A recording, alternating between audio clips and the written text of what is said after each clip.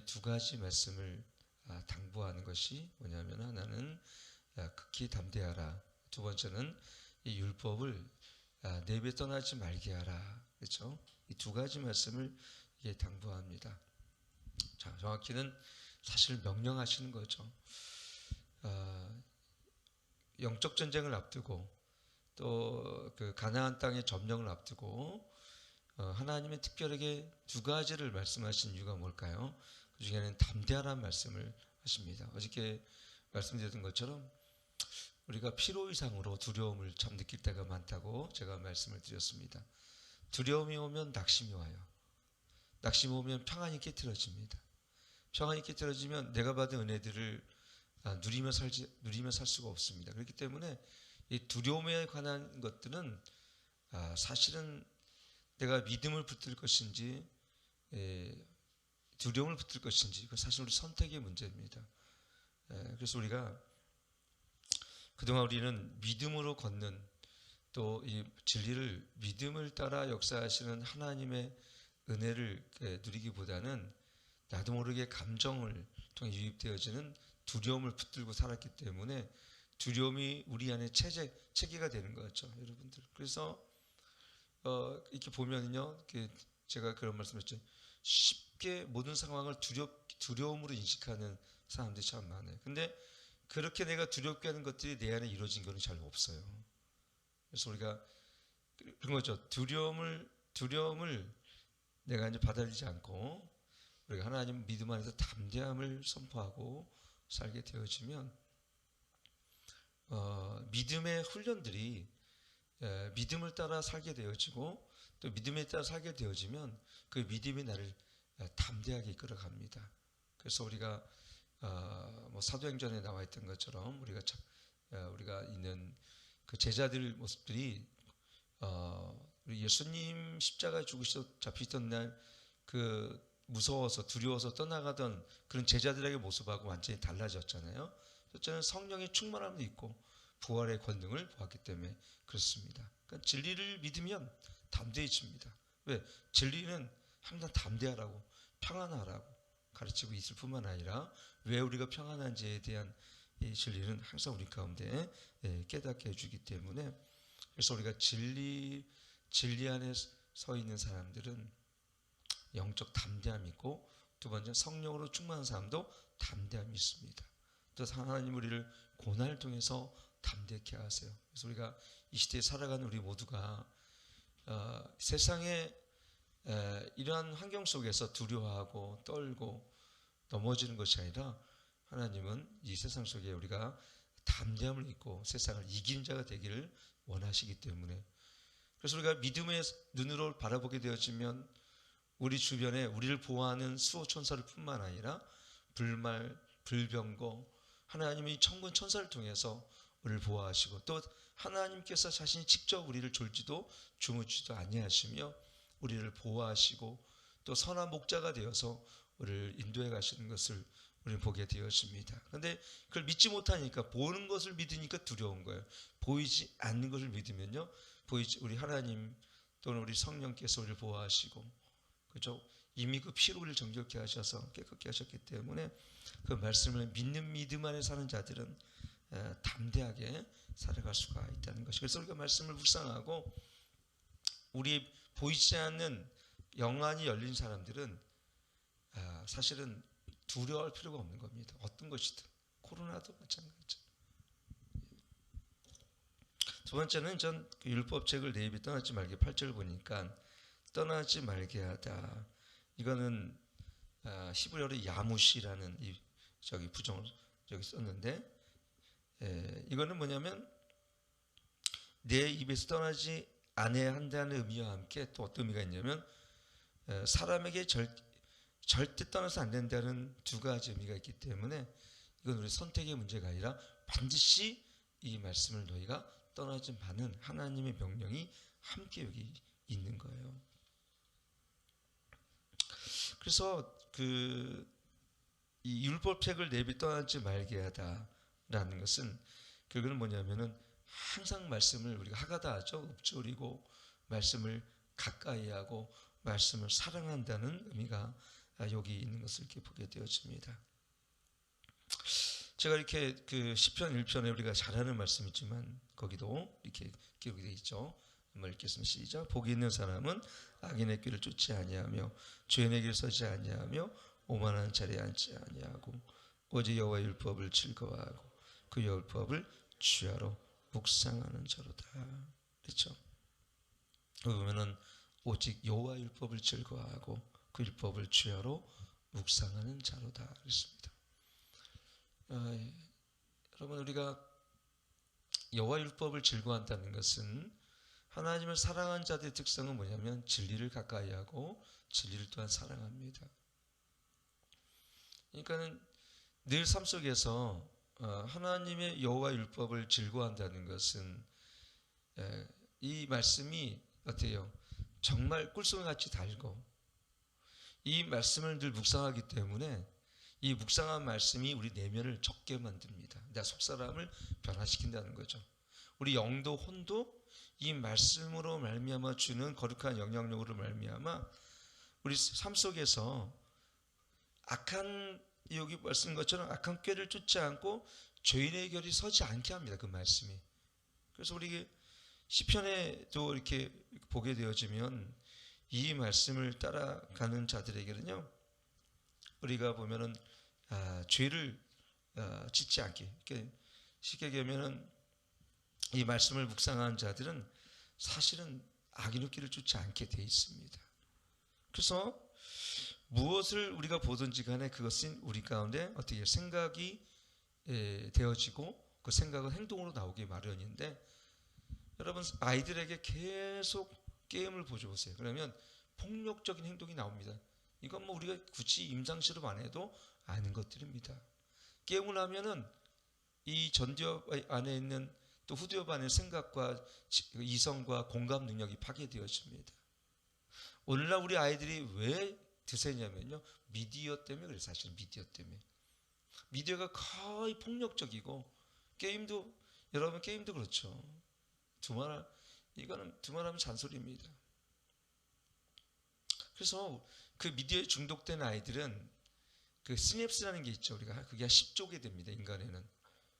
그게 그 안에 축사라는 게 있는데 그 연결돼서 그 신호가 우리 안에 뇌 안에 거기에 모든 걸 저장하게 돼 있어요. 말씀을 읊조리면 그 안에 있는 모든 10조개 되는 그 시냅스에 그 말씀이 저장되는 겁니다. 우리가 미디어를 보거나 애들 게임을 하지 않으면 폭력적인 것이 그게 저장되고 뿐만 아니라 후두엽 안에 있는 이성적인 것, 수학적인 기능이라든가 분별력이라든가 공감 능력이 파괴되기 때문에 요즘 그래서 게임을 많이 한 사람들이 어때요? 어떤 부모가 보니 게임을 하다가 자기 아이를 굶어 죽입니다. 있을 수 있는 일입니까? 자기 아이가 굶어 죽는데 그냥 게임만 해요. 그런 경우 우리가 뉴스에 흔히 보죠. 그래서 게임을 많이 하게 돼요. 뭐를 오늘 보냐, 내가 뭐를 묵상하느냐. 게임을 하면요, 그 게임을 통해서 악한 마귀의 영이 내 안에 들어옵니다. 정확히 들어옵니다. 정확히 귀신의 캐릭터가 내 안에 지배적으로 그게 합법적으로 내 안에 들어오게 되어집니다. 그럼 아이들은요, 보세요. 드세지고 공격적이고 파괴적인. 여러분 그건 보세요.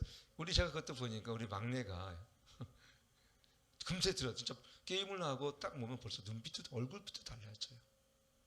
막내가. 그러면서 벌써 이 짜증 섞인.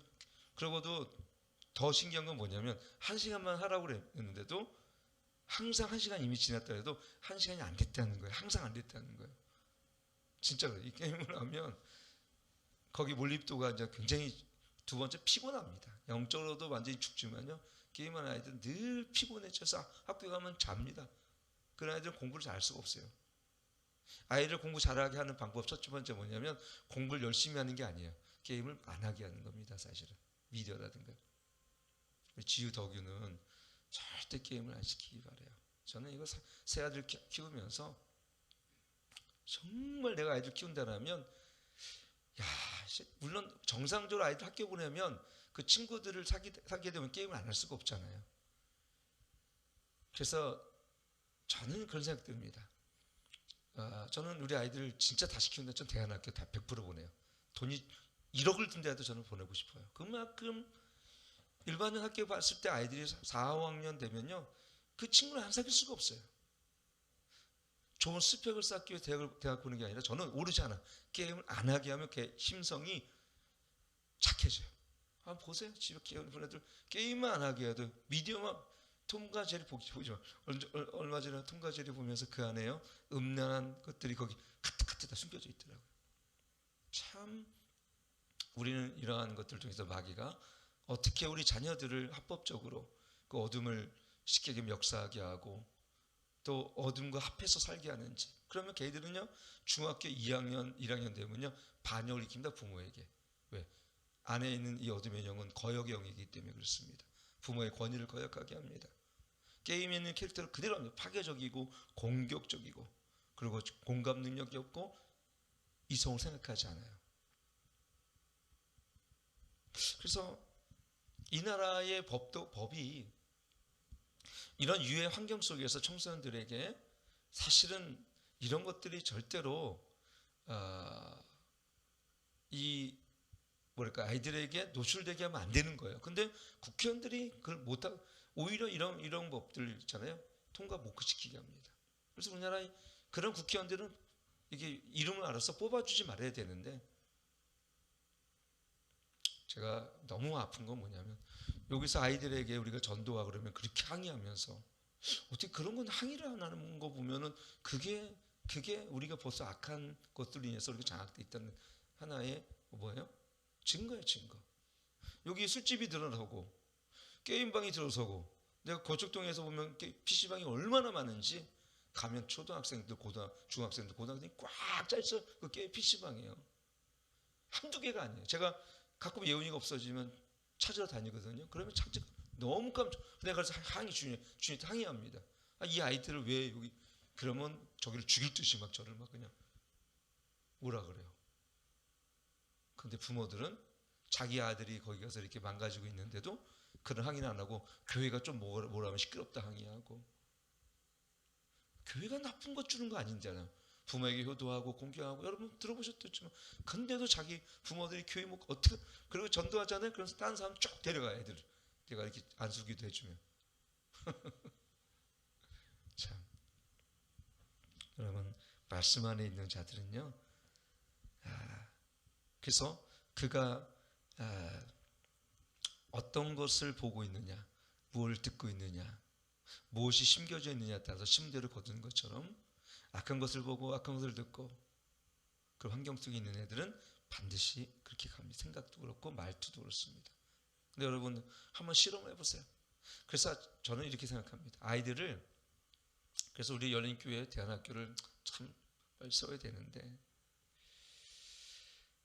정말 어저께 그래가지고 이렇게 건물 하나 보러 왔는데 지난번에 저희한테 이렇게 주기로 했던 건물이 많이 내렸더라고요. 그래가지고 근데도 우리한테는 뭐 그래 어저께 중보 기도 모임 있어 같이 전사님들하고 보러 갔었어요. 세 군데를 이렇게 보러 갔는데 저걸 받으면 우리가 대안학교를 바로 시작해도 되겠다라는 건물이 하나 있더라고요. 아이들은요, 제가 이렇게 보잖아요. 선교지에 있는 아이들 보잖아요. 너무 순수하고 맑아요. 근데 걔에게 뭐 예배나 이런 것도 있었지만 그냥 게임 안 하는 정도인데도 그렇게 순수하고 맑아요. 왜 유럽이나 우리 2세들 보면 다 그런 건 아닌데 대체적으로 순수하고 맑아요. 왜 그런가 보니까 첫째 게임을 안 해요. 이렇게 스마트폰 중독이나 그렇게 살진 않아요. 외국 같은 경우는. 그게 철저하게 어느 정도는 그걸 보호하기 때문에 정부 차원에서. 근데 우리나라는 그게 없어요. 아이들이 술을 먹거나 스마트폰을 통해서 야동을 보거나 이런 거를 정부가 이런 거를 뭐랄까요 좀 보호하고 아이들 정서 발달과 아이들이 이런 것들을 보호하기 위해서 이런 적극적인 노력이 없어요. 그냥 부모에게 다 이렇게 맡기니까 어떻게 됩니까? 쉽지 않죠. 부모들은 또 재테크하거나 또 맞벌이하거나 애들 학원 보내면 요즘에 또 어떤 현상이 나타나냐면요 게임을 또 하게 합니다. 그래 아이들이 오니까 그런 학원을 보내지 말아야 되는데 애들도 안 알려주죠. 애들은 저거 얘기해보면 그런 얘기입니다. 어느 학원은 게임도 하게 하고 그러면 그 학원을 애들이 공부를 잘 가르쳐서 보내는 게 아니라 게임 때문에 갖는 거예요. 그래서 우리가 아이들을 아이들을 알아야 돼요. 그래서 근데 이걸 이기는 게 뭐냐? 사실 어렸을 때부터 우리가 말씀을 읊조리게 하는 하가다하는 겁니다. 하가다하는 거. 이 말씀의 권능이 대단해요. 그래서 우리가 아는 말씀이지만 우리 한번 보면 시편 19편에 보면 7절 8절 한번 읽겠습니다. 시작. 여호와의 시작 10편 19편 10절 여호와의 율법을 완전하여 영혼을 소성케 하고 여호와의 증거는 확실하여 우둔한 자로 지혜롭게 하며 여호와의 교훈은 정직하여 마음을 기쁘게 하고 여호와의 계명을 순결하여 눈을 밝게 하라. 여기 보니까 영혼을 소성케 하죠. 우리 영혼을 구원에 이르도록 자라게 합니다. 두 번째는 우둔한 자를 지혜롭게 합니다. 세 번째는 여호와의 교훈은 정직하여 마음을 기쁘게 하고 여호와의 계명을 숨겨 눈을 밝게 한도다. 여기 보니까 네 가지죠. 소성케 하고 지혜롭게 하고 마음을 기쁘게 하고 눈을 밝게 한대요. 여러분 말씀이 이만큼 권능이 있어요. 여러분 마음이 왜 울적합니까? 왜 우울합니까? 진리가 아직 약해서 그래요. 진리가 힘있게 내 안에 역사하도록 진리에 계속적으로 진리의 빛에 쏘이잖아요. 그러면 우울하지가 않아요. 진짜로. 저는 그래서 우리가 의도적으로라도 계속 말씀을 읊조리고 그래서 주야로 계속 그 말씀을 묵상하는 거예요. 119편 97 보면 내 주의 법을 어찌 그리 사랑한지요 내가 그것을 종일 묵상하나이다. 내가 거기 종일 묵상한대. 거기.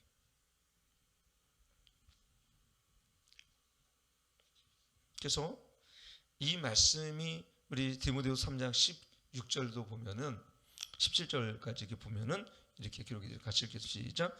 모든 성경은 하나님의 감동으로 된 것으로 교훈과 책망과 바르게 함과 의를 교육하게 유익하니 이는 하나님의 사람을 온전케 하며 모든 선한 일을 행하게 온전케 하려 함이라.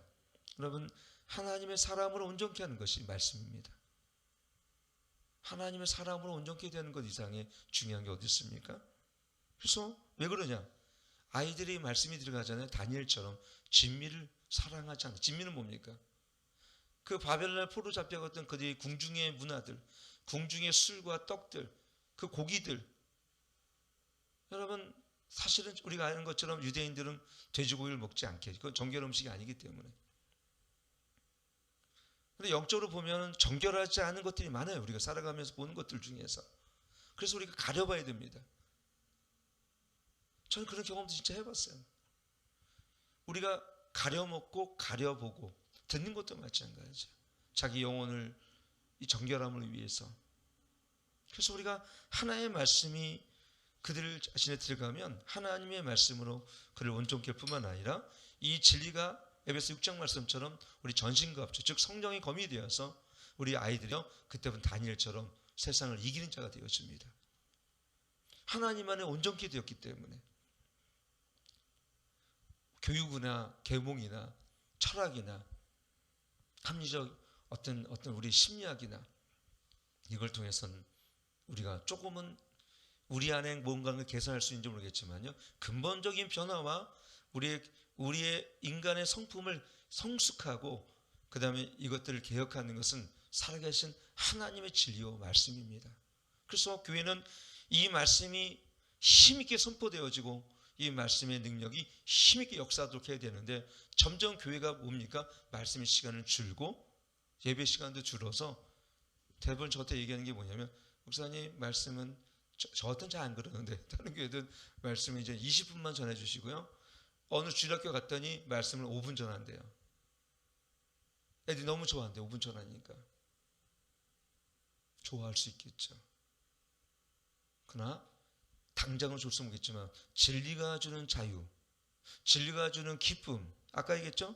진리가 주는 온전함 속에 주어지는 하나님의 복음 안에 주는 은혜들은 없는 거예요. 이게 지속적으로 그리고 계속해서 내 삶 속에 이 말씀이 역사하는 하나님의 힘과 은혜의 힘을 살아야 되는데 그냥 당장 편하고 좋은 걸 찾다 보니까 예배도 줄고 말씀도 주니까 그것도 딱 일주일에 한번 듣는 말씀도 옛날에는 이게 1시간 반, 2시간 이용도 목사님이라도 옛날 말씀 3시간씩 들어요. 3시간씩 옛날에는 3시간씩, 4시간씩 점점점 줄어가지고 1시간 줄어가지고 한 40분 되더니 30분 되더니 지금은 25분 정도 제가 일반적으로 제가 전하는 거 보면 대부분 한 25분 말씀을 전하면 예배가 1시간 내에 끝나는 거예요. 그래서 다 대형교회는 예배를 1시간 내에 끝납니다. 딱 그렇게 끝내요. 말씀이 우리 가운데 역사하는 힘이 너무 약한 거죠. 그러다 보니까 어떻게 됩니까? 악인의 길을 쫓아가고 죄인의 길에 서는 것이 더 쉽습니다. 근데 말씀을 주야로 묵상한 사람은 어떻습니까? 이 말씀을 우리가 즐거워하고 묵상한 자의 특징은 뭐냐면 두 가지. 하나는 뭐냐면 절대 악인의 길을 쫓지 않아요. 왜? 이 진리가 날 이끌기 때문에 그렇습니다. 진리가 날 이끌지 않는 것은 세상이 날 이끌어가게 합니다. 마귀가 날 이끌어갑니다. 100% 그렇습니다. 오늘 진리 안에 있지 않는 우리 자녀들, 말씀 안에 있지 않는 우리 성도들은요 100% 세상이 이끌려갑니다. 보세요. 우리 생각이 뭐로 가득 차 있는지. 그래서 우리는 세상의 지식이 아니라 우리는 하나님의 진리의 말씀으로 우리는 채워져야 될 줄 믿습니다. 주하라 묵상하는 자는 신약과 심긴 나무처럼 푸르고 잎사귀가 마르지 않는다 그랬잖아요. 그것이 하나님의 말씀을 사랑하고 온종일 이 말씀을 묵상하는 자에게 축복이 뭐냐면 우리의 말씀을 묵상하면 그 진리의 능력이 나를 변화시켜 우리의 성품이 성숙해 되어지고 진리가 나를 이끌어가고 진리의 빛이 내 안에 역사하기 때문에요. 우리 생각과 모든 행함들이 하나님의 기준과 뜻대로 살기 때문에 축복을 받는 것입니다. 딴 게 아니에요. 진리를 많이 안다고 그런 것도 아니라 더 중요한 건 뭐냐면 가장 큰 축복은 뭐냐면 진리를 알고 진리를 지키는 거예요. 그래서 우리가 8절 보면 우리 본문 보면 뭐라고 했습니까? 주야라 묵상하여 그가 가운데 기록한 대로 다 지켜 행하라. 다 지켜 행하는 것에 사실 목적이 있는 것입니다. 진리를 묵상하면 은혜가 옵니다. 진리를 묵상하면 오늘 내게 준 이 말씀이 너무나 큰 뭔가 나를 붙들고 은혜 가운데 이끌어갑니다. 그것이 진리의 능력입니다. 나를 기쁨을 주고 그다음에 안정감을 주고 평안을 주고 나를 자유케 합니다. 진짜 그래요. 진리를 저는 어떻게든 자기 직전에 꼭 제가 말씀을 보거든요. 4장 5장은 꼭 봅니다. 자기 직전에 거의 대부분 봅니다. 계시록 말씀을 보기도 하지만 어저께는 마태복음 말씀을 제가 보자면 어저께 말씀 딴 게 아니었어요. 어린아이 같은 자들이 천국이 저희 것이다. 매번 아는 말씀이에요. 근데 진리를 붙들고 그 말씀을 보면 가장 낮은 곳에 있는 자가 큰 자다. 제가 자신을 한번 돌아보는 거. 나는 가장 낮은 곳에 있는가? 그 진리를 묵상하면서 나를 리세팅해. 어떻게 해요? 주님이 온전하시고 기뻐하는 뜻 가운데 살아갈 수 있도록 세상 가운데 기쁨을 찾고 세상의 정욕을 나의 부여함으로 삼는 우리의 삶이 아니라 이제 하나님을 부여함으로 삼고 예수 그리스도를 나의 부여함으로 삼는 인생으로 자꾸 우리 리세팅해 주는 거예요. 말씀이 그래요. 말씀. 그러면 조정됩니다. 내가 이렇게 방향성을 잃어버렸다가 다시 조정됩니다. 마치 이것이 비행기 항법 장치와 같은 거예요. 내비게이션 그렇죠? 이렇게 보면 중간에 가다가 목적지를 빠져버리면 이걸 다시 수정해 줍니다. 이걸 길을 다시 수정해 가지고. 그렇죠? 마치 말씀이 똑같아요. 우리의 삶을 리세팅해 주고 목적지를 향해서 계속 수정해 가게 만듭니다. 잘못 들면 다시 목적지를 가게 만들어서 진리가. 그래서 우리 영혼을 소성케 하고 그렇죠? 그 다음에 우둔한 자를 지혜롭게도 하고 기쁨을 주기도 하지만 그냥 가장 중요한 건 뭐냐면 근본적으로는 하나님 안에서 온전케 할 뿐만 아니라 하나님 나를 향해 갈 수 있도록 우리를 계속적으로 이 진리의 말씀은 하나의 표대와 같이 그리고 배에 있는 나침반과 같은 역할을 합니다.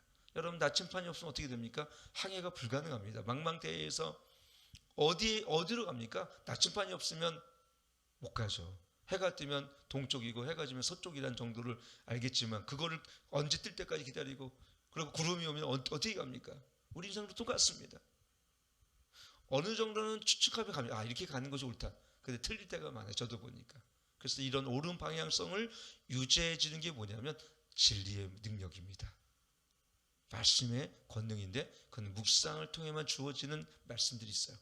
통독을 통해 주어지는 은혜가 있고요. 묵상을 통해 주어지는 이 묵상은 계속 내 생각을 태우고 묵상은 계속해서 묵상된 말씀들이 내 삶을 계속해 역사합니다.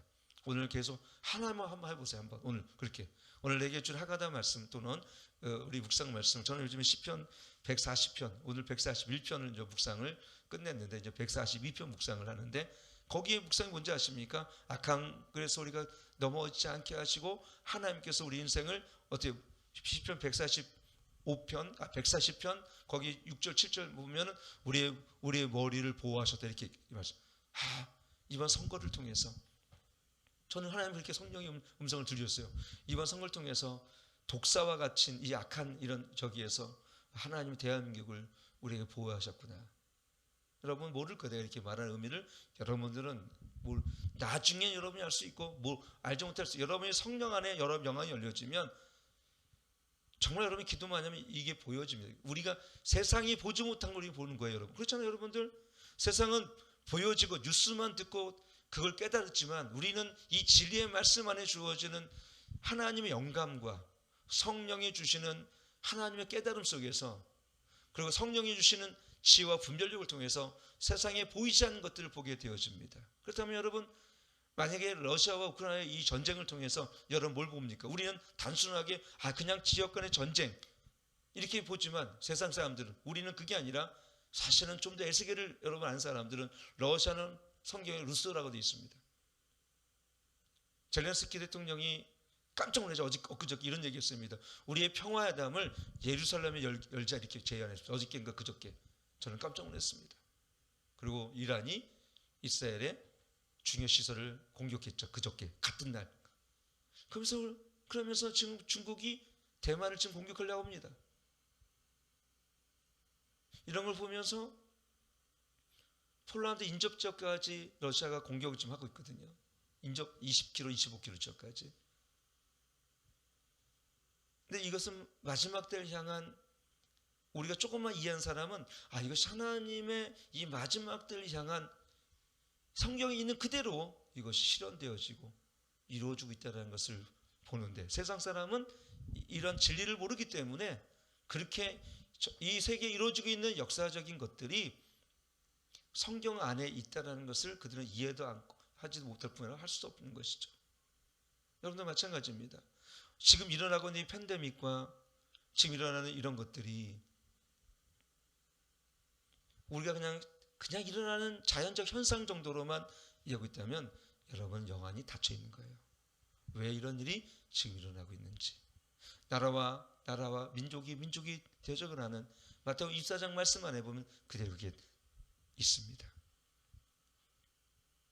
계시록을 보게 되어지면 거기 있는 내용들이 그렇기 때문에 그대로 이루어지는 것이죠. 그래서 우리가 진리 안에 있고 진리를 묵상하는 자들은요 세상에 일어나는 일들이 안방에 있다 하더라도요 엘리사처럼 다 세계의 이 경제, 사회, 문화, 예술, 정치 이런 모든 것들이 죄송하지만 다 대체적으로는 읽혀집니다. 성령 안에 기도하면 그것이 깨닫게 하시기 때문에 그래요. 왜? 어둠과 연기 안에 일어나는 일이 어둠과 빛과 영적 전쟁들이 결국은 여러분 보세요. 대한민국도 딴 게 아니에요. 딱 보면 마귀와 교회 전쟁입니다. 마지막 때 지금 그렇습니다. 딴 것도 아니에요. 이념 전쟁도 아니에요. 마귀와 특히 사단과 교회의 마지막 한판 싸움이 지금 한국을 중심으로 더 크게 일어나고 있죠. 미국과 한국이 미국, 한국 특히 마지막 때 주자가 어디냐면은 한국이거든요. 열방을 향해서 추수하고 열방을 향해서 선교하는 이 주자가 대한민국인데 이 대한민국 교회를 무너뜨리기 위해서 이렇게 여러 나라가 사실은 마귀에 사로잡혀 우리나라를 대한민국을 공격하고 있는데 여러분 대부분 사람들은 이걸 놓치고 있죠. 그냥 그런가 보다. 이것이 그냥 선거였구나. 여러분 제가 했죠. 이번 선거는 대통령을 뽑는 선거라기보다는 나라의 운명을 짓는 투표라고 제가 말씀을 드렸죠. 그래서 왜 그런지는 다음에 또 시간 되면은 말씀을 드리도록 하겠습니다. 그렇기 때문에 오늘 우리는 자녀들에게 이 말씀을 강론하고 신명기 6장 말씀처럼 뭐라고 얘기했냐면은 7절구만 시간이 없으니까 그것만 읽고 마치도록 하겠습니다. 7절 신명기 6장 7절 6절하고 7절 시작.